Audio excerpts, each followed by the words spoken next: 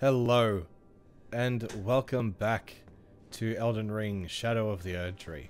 So, this is gonna be kind of a weird one, just because I forgot to turn the microphone on. And so I'm doing some post commentary for the final episode, which is not great for me. But this is the fight with Midra, and I suppose we'll see as we go. But I really like this fight. I think that it's like interesting. This I'll let the cutscene play. Hang on. I have endured more than enough.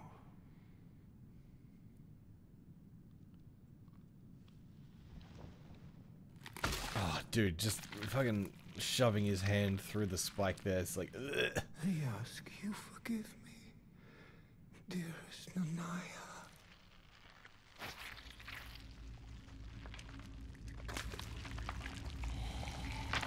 And then he just fucking pulls his head off. Ugh. Ugh.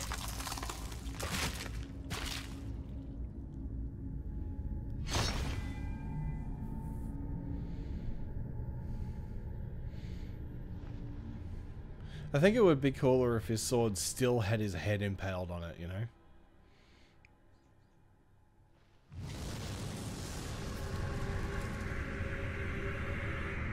But this is so sick.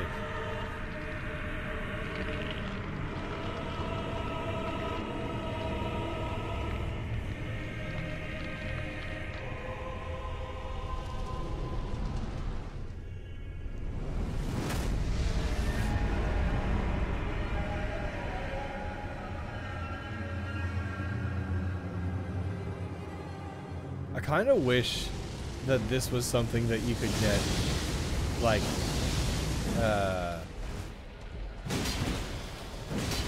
there would be a different version of this if you had like become the Lord of Frenzied Flame or something. This is me just learning to fight and being a dumbass, getting hit by fucking everything. God. But yeah. So as you saw in the title, this is the finale. I did actually beat the DLC in this episode. And I'm writing a video about it currently. At this stage, I'm not really sure what it's going to look like.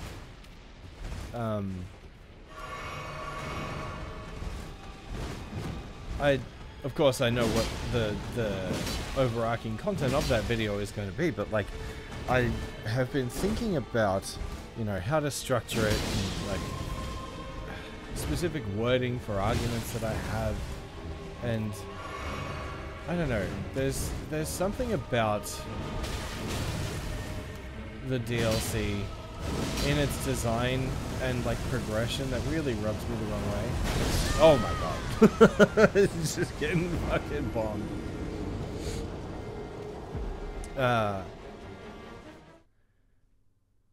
So yeah. There's something to do with the Erdtree blessings that I'm just not sure on, honestly. And I was thinking about this, and I'll try and word it better in the video, but I was thinking about how the vast majority, not all of it, but the vast majority of the Erdtree blessings are kind of based on just like going around the world and going on like this kind of scavenger hunt, which makes sense. Like it's a good thing for like encouraging in-depth exploration of the map. Depths of your foolishness. I love that line. The depths of your foolishness. And then he punches me somehow. Get out of here.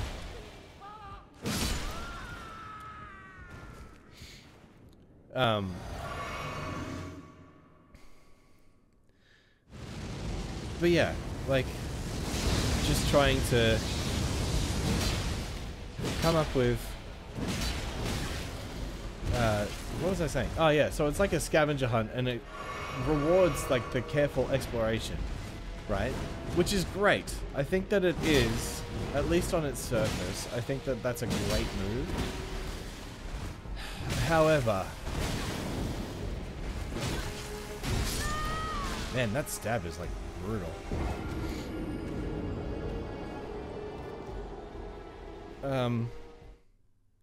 Yeah, just, I don't think it jives particularly well with the, I don't know, like the previous kind of, or I suppose not previous, more like expected progression that Souls games typically have.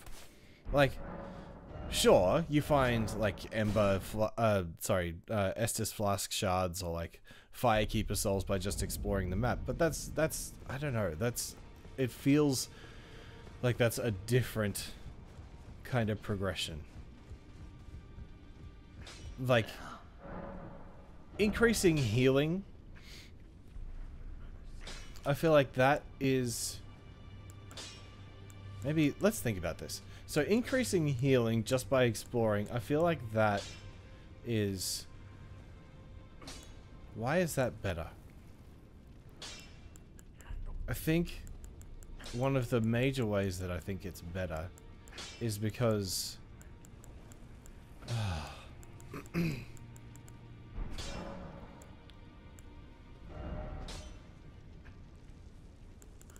don't know, like I feel like having your healing not tied to actual like character progress makes more sense.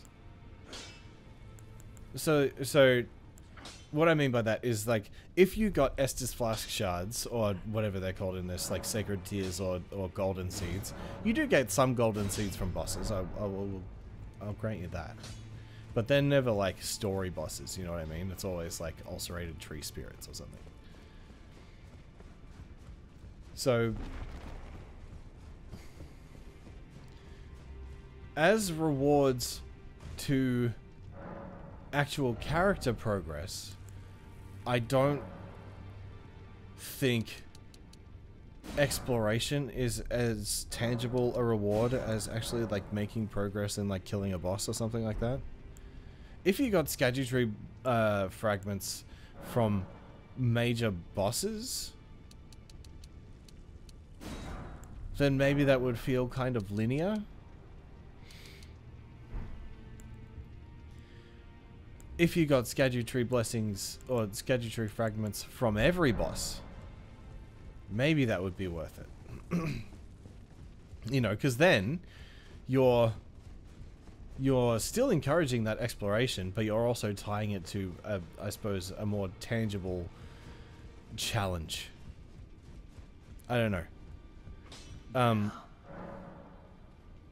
Because, like, in the base game, and also in the base game for, like, every Souls game, really, your progression is tied to the challenges that you face.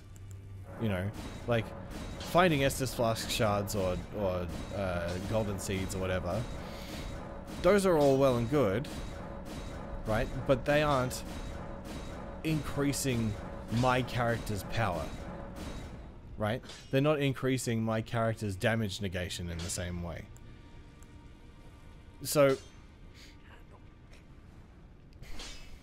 it's hard for me to word this that isn't just, the vibes are off.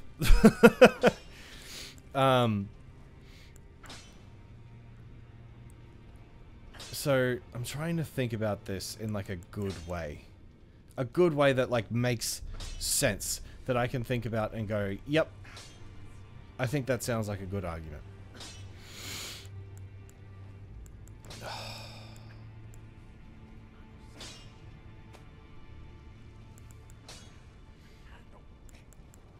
But I think it is that. I think it is that for the vast majority of Xander fragments, they're not tied to any like significant challenge or story-based thing. I think that a lot of the Erdtree fragments seem like if I'm exploring an area and I find a Erdtree fragment, then that's like, ah, cool, right? But also, when you get more kind of into the later stage of the game, where there are fewer of them, right?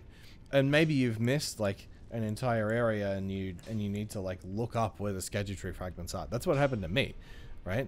I got to Erdtree 17, naturally. And so I still needed to find an extra 9 fragments.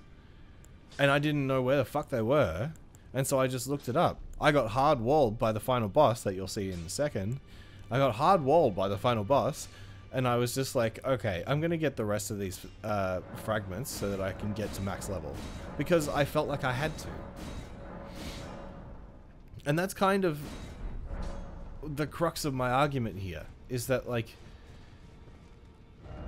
I don't like that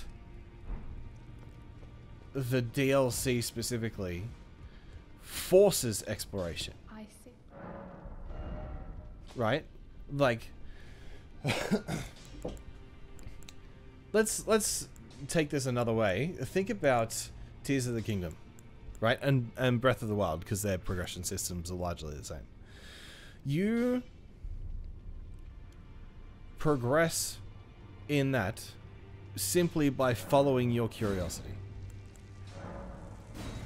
And what I mean by that is that, like, you know, you'll be walking along and then you'll see a shrine in the distance and you'll go, oh, well, that's cool. I'll go over there, right? Or I'll go to a tower and I'll go there first. And I'll go to a tower, I'll get to the top, I'll mark everything off, right? And then I will, you know, launch to the top of the tower in Tears of the Kingdom. Launch to the top, get into the sky, and maybe there'll be something interesting in the sky, and I'll go, ooh, I'll go over there first, right? And then you kind of fall back down, and then you've got, okay, I've fallen back down, and I'm, you know, below the cloud level, and I can kind of see what's going on, right? I can see that there's a shrine there, a shrine there, a shrine there, a shrine there. I can see that there's something interesting over there. I'm going to whip out my Sheikah Slate and I'm going to mark all of those interesting spots. Now I have those because I've been at that really high level. I'm going to go to those points of interest, right? The exploration is driven by your curiosity, right? Whereas I think in Shadow of the Erdtree specifically, I feel like a lot of the progression is tied to that exploration, right? Like the progression in Tears of the Kingdom is very much, I see this interesting thing. I go and I have a look at that interesting thing, and I get some good gear, and I get like a blessing of light or whatever the fuck they're called, and I progress from that. I get some more health when I get 4 shrines, right? I get some good gear, and then that unlocks like more powerful enemies, and I get better gear, and I get better at the game, and all this kind of shit, right? Like, it feels...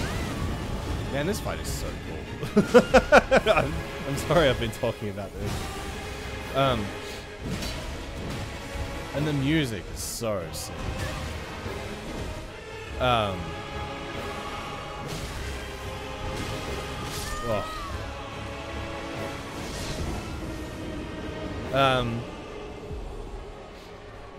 But yeah. So having your progression tied to rewarding your curiosity rather than rewarding your it's not so much attention to detail, it's more like, maybe it is attention to detail, I don't know, it could be attention to detail, that we're thinking about how can we, you know, what specific landmarks are we looking for on the map, right? And because, oh, this is something that I really need to bring up. Okay, so a lot of the Erdtree fragments are in very kind of like out in the open places, for sure, right? Like even the hippos, right? They're kind of like just out in the open, and you can just, you know, find them and kill them. They're big. They're not especially hard to spot. You know, they're kind of in faraway corners of the map for sure. But, you know, a lot of them are just kind of out in the open. And that's why I was able to, you know, very naturally just get up to Erdtree 17. You know, I get walled by a boss. I go off and I do something else. I find like fucking 15 Erdtree fragments and then I come back. Right? So I think for the most part, right, the natural progression of exploring, getting walled by something, and then going and doing something else while I get some progression, it's not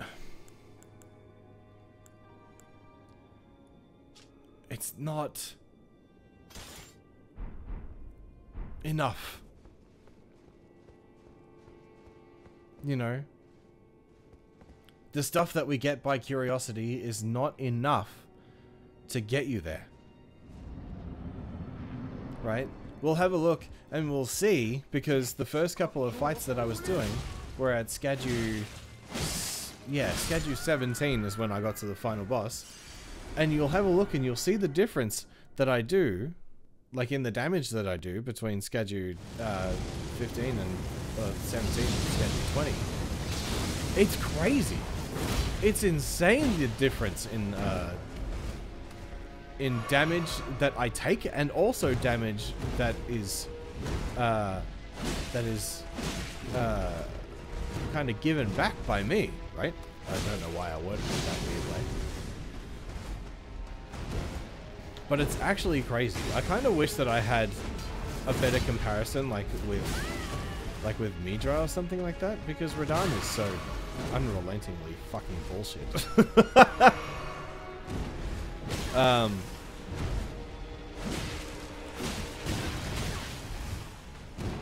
But yeah, I don't know. It's... man, I really did bad this fight. I just get hit by fucking everything.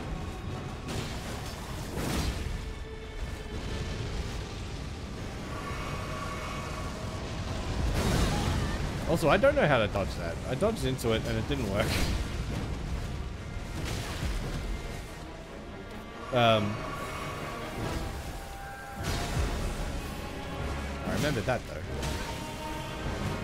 But yeah, I'm just trying to think, because I think, you know, in terms of like boss quality, this game is, well, this DLC is fucking awesome.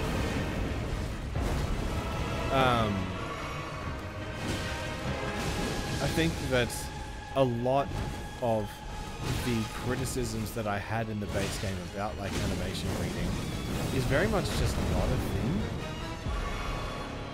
Like, sure, like the smaller like NPC fights and that kind of shit, but like in terms of like the major story bosses, Midra, we're having a look at him right now. He doesn't, at least from what I can see, Midra doesn't appear to have a single animation, right? He just doesn't stop, and that's frustrating in itself, but like it feels more fair. Even Radahn is fucking ridiculous. I fought his ass, you'll see. I fought his ass for like 8 fucking hours. It's actually insane. I can't believe I managed to get away with that health on this fight. That was the worst fucking fight. Literally never punished. But yeah. I don't know. There's something about the way that the progression in the DLC is designed that just irks me. And I'm writing about it now. But yeah, it's going to take some time, I think.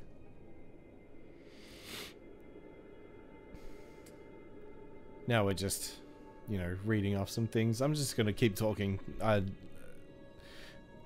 I have previews, sorry, not previews, Premiere's kind of like editing preview up. But I have it at low quality just so that it kind of performs better.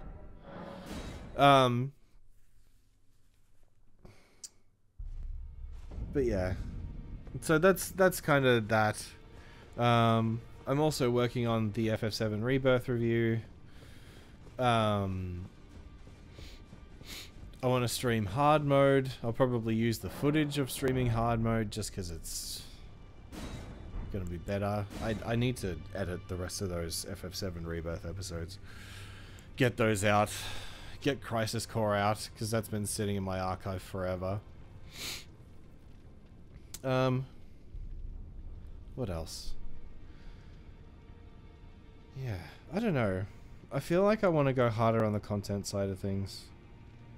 Try and get, you know, try and get these reviews and videos that I keep saying that I'm going to do. I want to make an Astral Chain video. I've been writing that.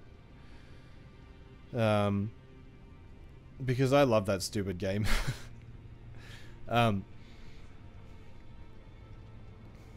So yeah, that's kind of where I'm at.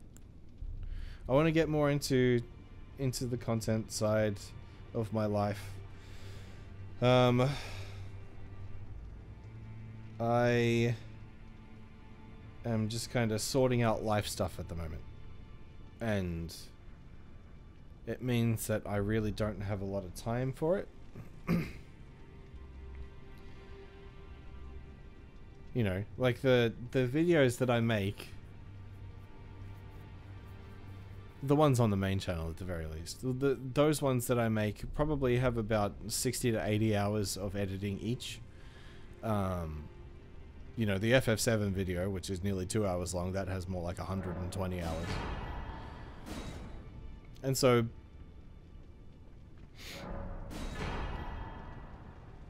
yeah, like there is a massive time investment that is required for those videos, you know. And also, like, you know, and this is something that I learned very unforgivingly had to learn with the Dark Souls 2 video, is that, you know, especially with Souls games, if you're you know, not putting the maximum amount of research into it, then you just get torn to shreds. And that's completely on me, you know. Like, I should have put more into it. You know, I was pretty sure that I had, like, misremembered, or, like, not misremembered, but I was pretty sure that maybe if I had misremembered things, then I would, you know, just kind of suck it up. Sorry, I got it wrong. Right? It's such a weird, yeah, it's such a strange. She just got fucked. Fine mother, you will be. My shining star, grant me a mother's strength. Look here, at my fingers. I will be the true mother, and I will be the only mother. So gross. My dear children. And he just keeps on making finger creepers. Blech.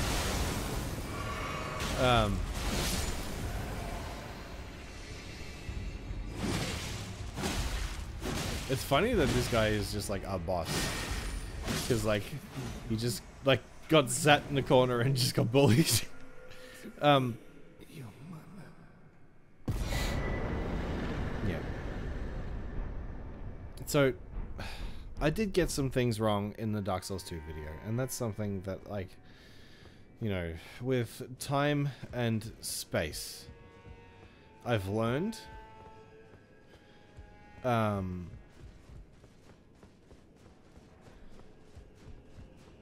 but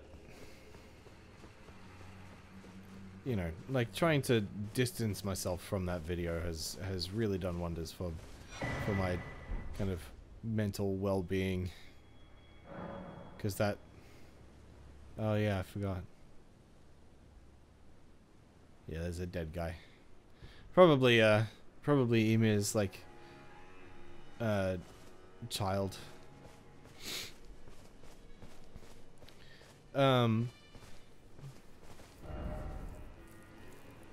But yeah, I don't know. I don't want to do a response to the, I don't know, to the backlash that video got, especially from Domo. I just, the last thing that I want to do is add fuel to that fire. You know? I'm just gonna take that and move on. Because, you know, if I got defensive, or even if I apologized, right? Then there's gonna be some people like, no, you know, got a whole bunch of people thinking that this was like true, and like, yeah, because the majority of it is true. There are a couple of things that I got wrong, you know, or some details that I missed is the more precise way of saying that.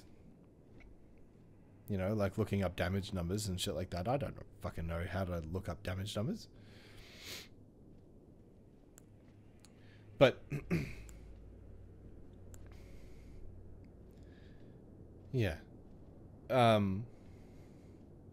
Yeah, there are definitely things that I missed in that video that, you know, if with the benefit of hindsight, I could go back and I could, you know, try and change.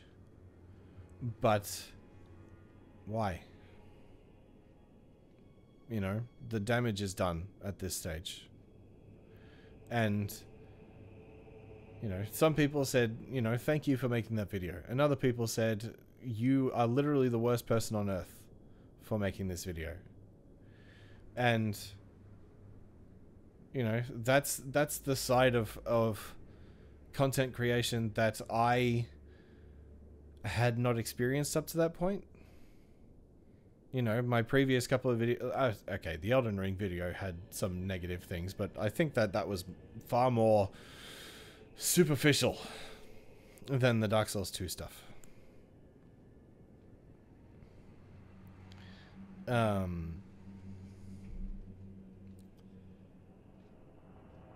Yeah.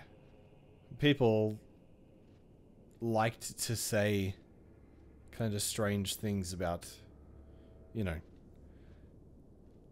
oh, well, Elden Ring sold more, therefore it's better than Bloodborne, which, like, completely... I know that they probably just clicked onto the video, didn't watch it, just, like, went straight to the comment section and typed that. It's very obvious when things like that happen. And, like, you can... You know, I can see my analytics. I know exactly the percentage of people who watch all the way to the end, and it's like 20%. 20% of the people who click onto my videos watch all the way to the end. Most people, they get about 10, 15 minutes in, and then they click off. And like, of course, you're not going to be able to understand the entire argument if you don't watch the entire video. And that's, you know, I understand that not everyone has fucking 45 minutes to watch an Elden Ring video. I understand that not everyone has an hour and 20 minutes to watch a Dark Souls 2 video. I understand that. But at the same time, you cannot reasonably come to me and say, you're wrong, I haven't watched the video, you're wrong anyway.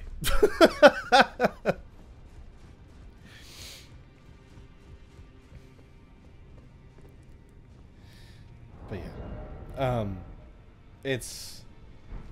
it's a strange phenomenon on YouTube and on Twitch as well. I've had a couple of people from the YouTube side of things come over and, you know, hang out with me on Twitch, and they're lovely. You know, a lot of the people that do want to engage in kind of a more genuine way are lovely, lovely people. I've had a couple of people that come over from the YouTube side of things and hang out and, you know, and discuss. And it's great. I love it when, you know, there can be a civil discussion. Right? And there were things that I addressed even in the comments that people made on the Dark Souls 2 video, right? Like the point with Xander and why there was only, you know, one curse orb in my new game playthrough, and why there was only 3 in the in the New Game Plus version. I don't understand why that happened. Apparently, she just spawns 4 all the time. And that's not something that has changed. And that's something that I don't know why. Maybe there was a glitch. I don't understand why there was that massive discrepancy in the experience. But, you know, that is something that, you know, I said, huh, that's weird. I'm sorry if I got that wrong. You know?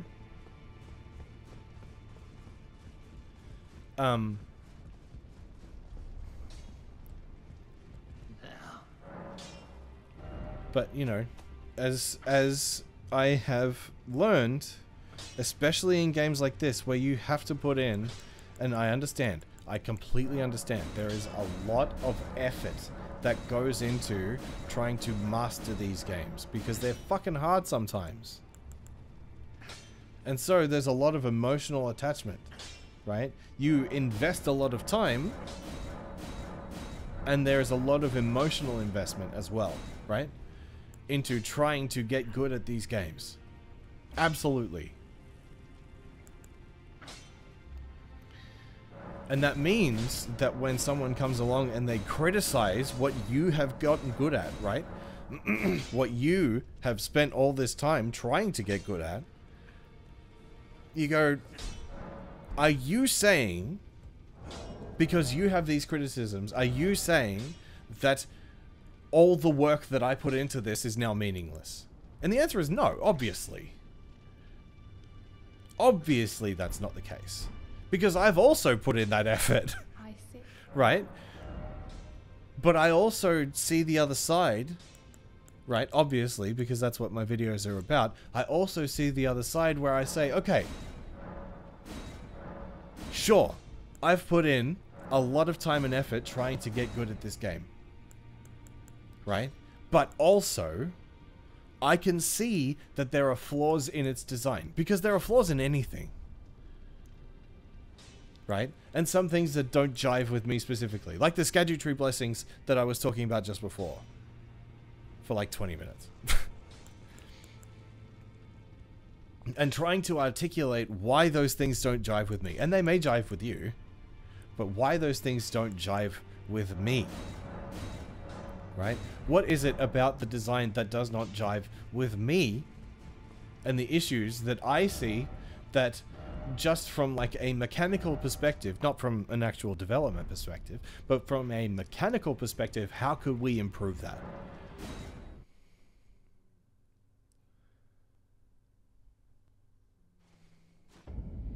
So that's, I don't know, that's where I'm at this point, right? Just trying to think about things. Oh god, we're at the Radahn.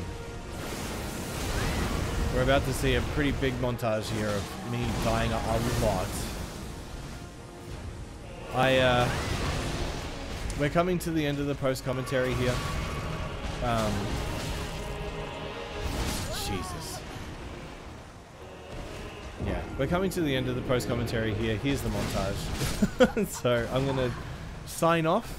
You're going to come back to live Xander in a second here. But I really want to say just thank you guys so much for the support. You know, 2K subscribers on the main channel is insane. And I really want to just say that I appreciate the people who do take the time out of their day to be there and support me. And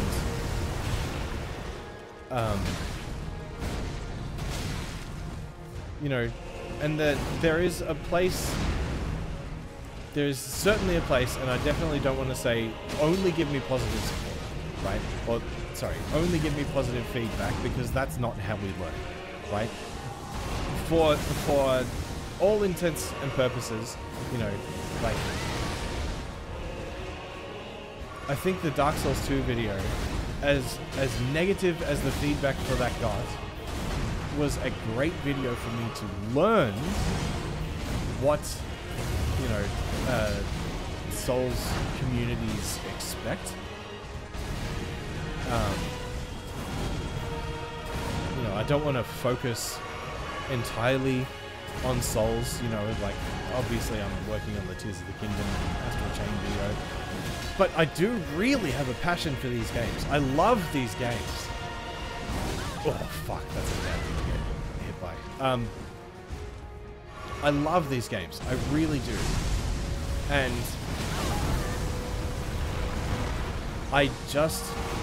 the whole purpose of me making these videos is because I want to know how these games tick. You know, I want to deconstruct them, the things that work and the things that don't, right? Because there are things that don't work, right? Even with the amount of time and effort that went into developing Elden Ring. Like, it's ridiculous. It's ridiculous how long we were waiting for this fucking game to come out. And how long we were waiting for the DLC to come out, right? But even then, we cannot expect these things to be perfect. We can see, and we can, you know, analyze these games and say, okay, this is what's wrong. And so next time, you know, obviously From isn't going to watch me. But next time, you know, maybe a small dev wanting to make their own Souls-like says, oh, that video made some good points. I don't agree with everything, but they made some good points that I'm going to try and address in my game. And, you know, obviously this is just coming from the player's perspective. I don't know. Thinking about mechanics from a player's perspective is a really important thing in my book. So yeah, maybe I do get some things wrong. And I apologize for that. Of course I do. I try and be as accurate as possible. Fuck, this cutscene's cool. I'm just gonna shut up.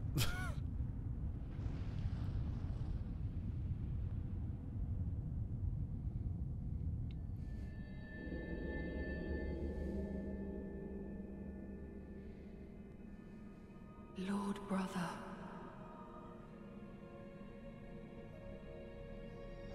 At long last you are returned.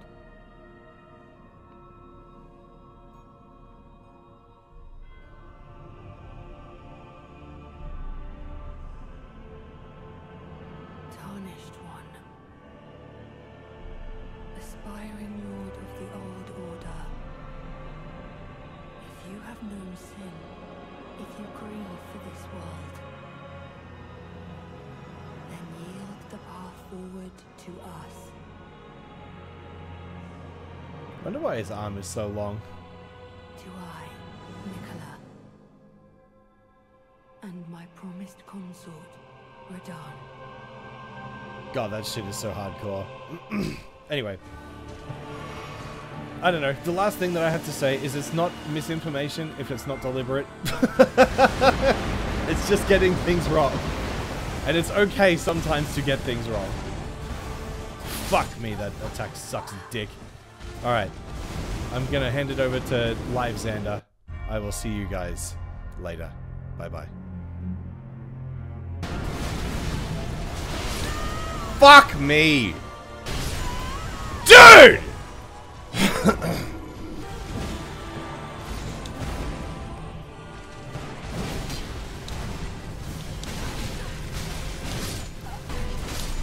Oh my god.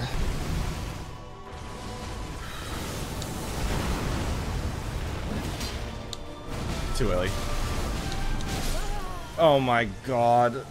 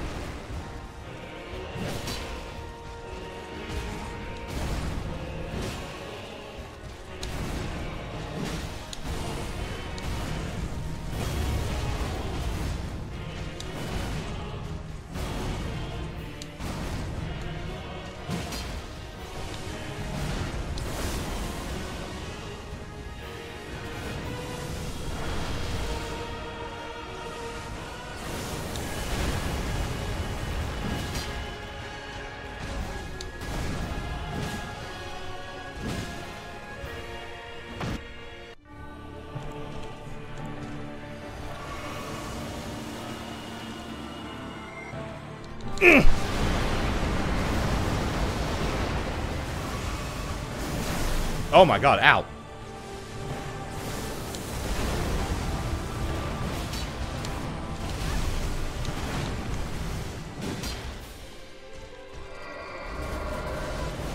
Alright, you do that, I'm gonna heal.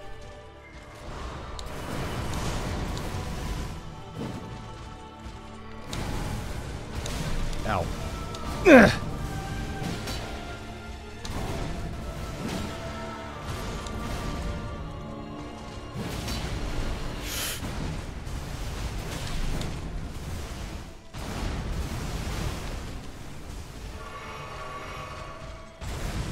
No. Not happening.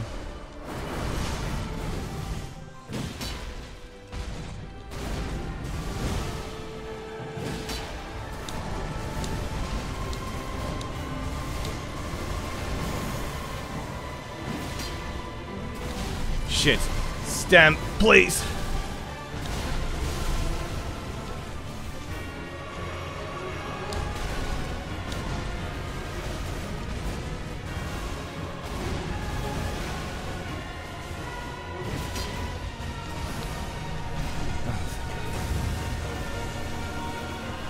Well.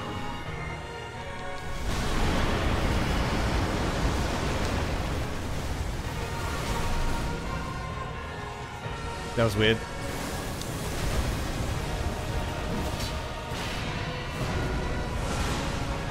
Okay. We're gonna run this way. And we're just gonna keep running this way. Cool guys, don't look at explosions.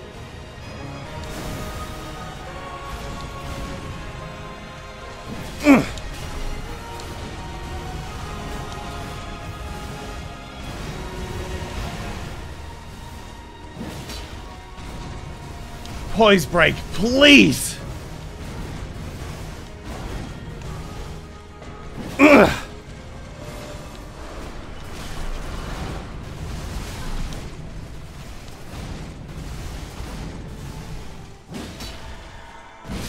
Fuck you! Oh my god!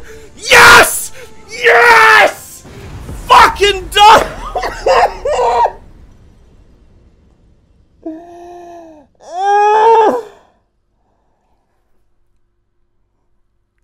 Oh, thank God!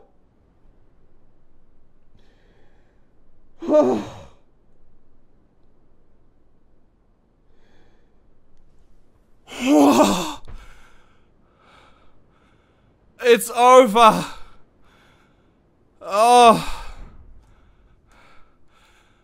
Oh my god!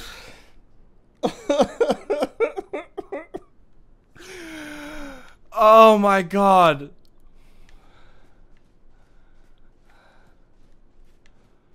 Oh, I probably shouldn't have greeted that last hit, but it paid off. Oh, it paid off. Holy shit. I thought I was gonna get grabbed.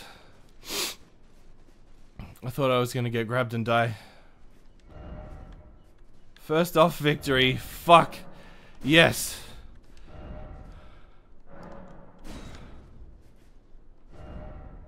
Oh.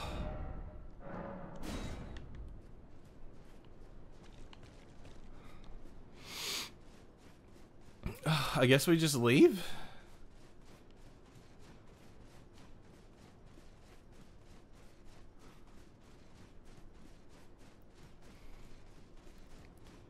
Oh, there's a grace there. Hang on. I thought I saw it, but I wasn't sure. Oh.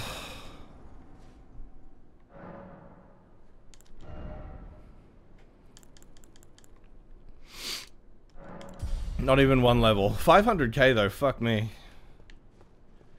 It feels like I should be... Ah. I thought I saw a glowy thing. Let's touch the glowy thing.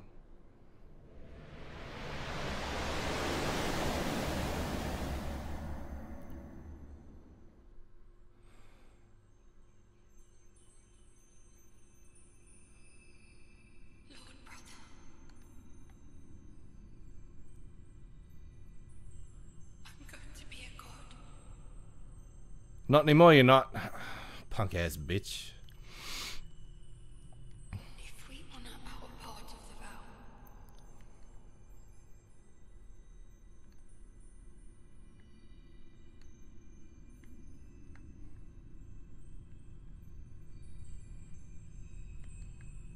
promise me you'll be my consort. Isn't a consort like a husband or a wife for a king? Maybe I'm just not understanding what a consort is. Maybe I need to look that up. I'm actually gonna look it up.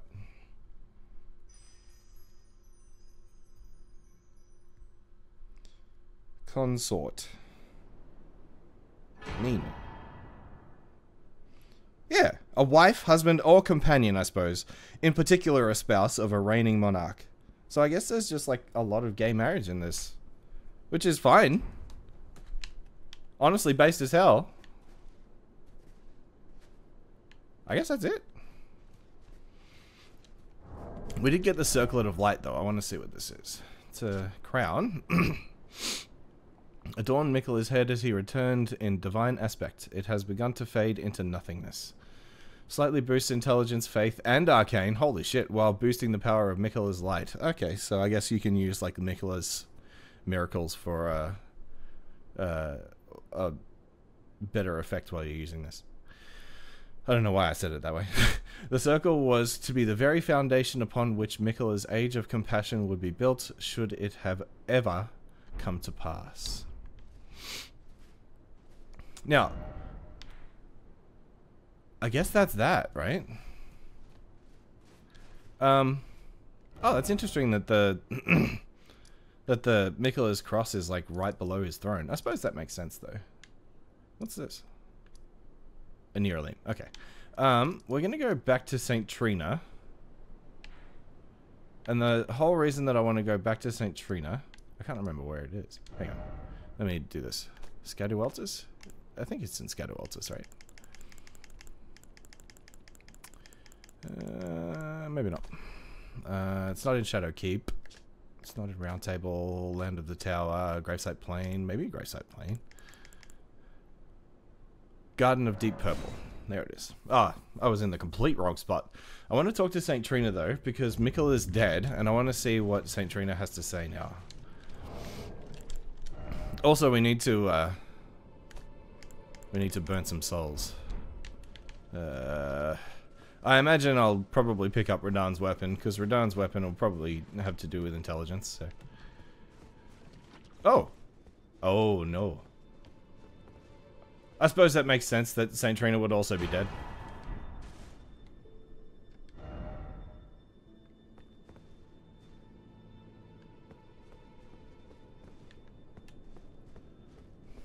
Considering that I killed Mikola.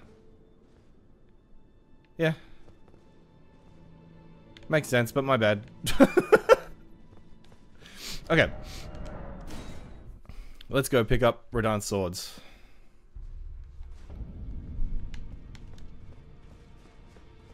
Over here.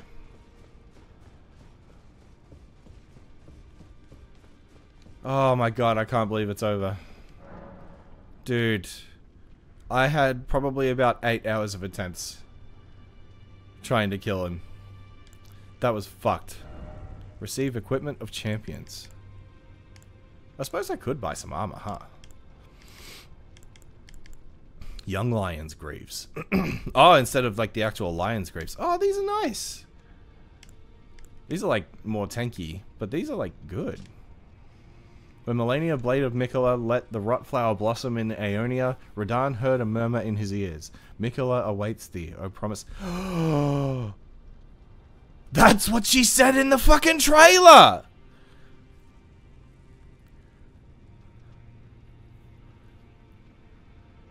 That's what she said! But, wait, hang on. So, did Radahn not want to be consort then? Because otherwise he wouldn't have fought Melania, right? That makes sense. Doesn't it? At least I think it does.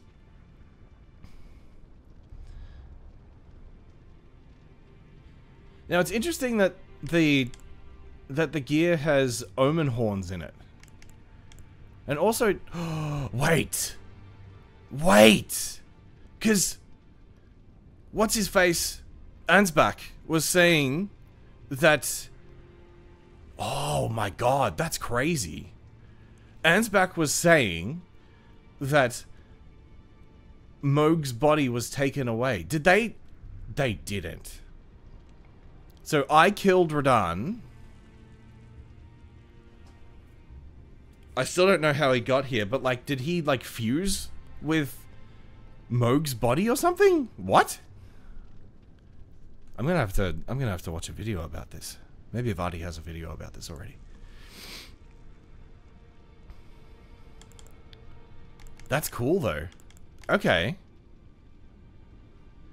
If it didn't have the lion on the chest, I would think that that's a really cool piece of armor. I don't like the lion on the chest. I don't like it. Messmer's armor is actually pretty fashion. I would wear it with other things. He didn't have pants on.